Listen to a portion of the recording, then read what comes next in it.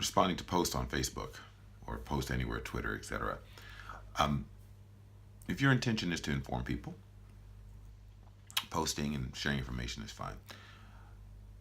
A lot of posts I look at, I think a lot of posts everyone looks at, seem somehow to want to show people who might not be in your audience that they're wrong, that they're idiots or something to that degree. And I think we all know that doesn't work.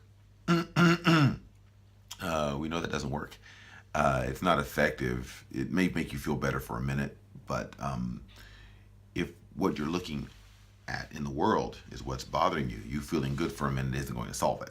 So this is one way of solving it, or a perspective to give you on why perhaps another tact is important.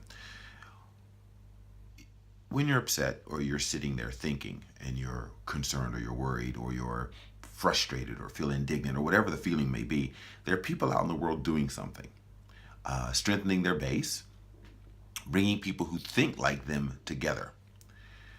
And when those people decide to do something, whether it's for a cause you believe in or you don't believe in, they're immensely more powerful than the written word, because they're a group and they act as a group.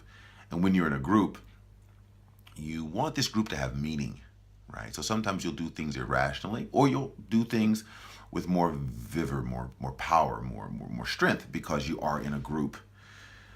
Important to creating a successful organization or successful initiative is to have a group to bring to you like-minded people, to at least, even if you're not acting per se, building you up emotionally, spiritually, physically, tangibly. And that's the first step. And it's the hardest one to do, because when you're angry, sometimes you want to be alone, or you become inward facing. Going out and doing things is difficult when you're angry and upset. Now think about what's going on in the world for a minute, not just presently with President of the United States, etc., but in general, when the news or someone or bully makes you feel angry, the thing they do is make you feel alone. And that's not by coincidental. That's by design.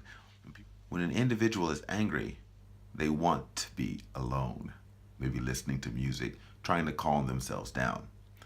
And that is where you need to fight.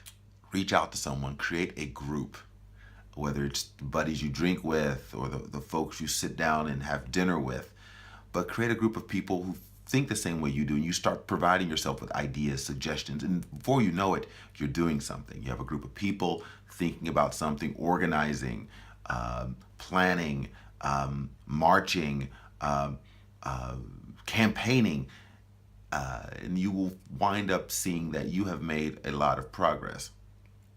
It's, I think, probably genetic when you're fearful or scared to huddle alone in one's mind, to perhaps prepare for the next, or to get yourself ready to go out into the world. I don't think there's nothing ignorant or stupid about being indignant and feeling alone and isolated and lashing out as an individual. But if your goal is to evoke change, practicing reaching out when you want to be closed in is a powerful tool, because not everyone does it. And not everyone can make things happen. If they did, everything would be happening all the time. And so when you see something and you say, this makes me feel alone, makes me feel isolated, remember, that's the point. That's what your adversary wants you to feel. It's the same way for politicians, same way for boxers. They intimidate their opponent to make them feel alone and weak.